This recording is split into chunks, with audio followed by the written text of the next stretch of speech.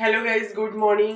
আমি চলে এসেছি কিছু কাজে তোমাদের দেখাতে। দেখো সকালবেলায় এই যে ছেলের দুধ গরম করলাম, ছেলেকে এখন দুধ দিচ্ছি।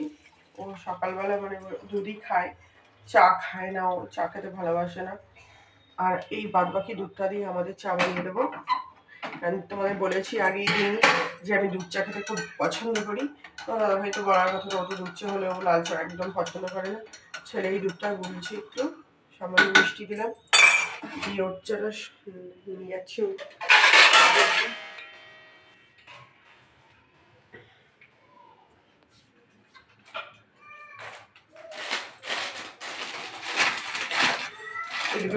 বিস্কুট তাড়াতাড়ি করো,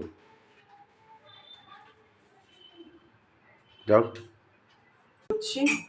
আর তোমার দাদাভাই সকাল সকাল মাছ নিয়ে চলে এসছে, পমপ্লেট মাছ। এই পমপ্লেট মাছের ঝোল করবো, আজকে কি রান্না করি।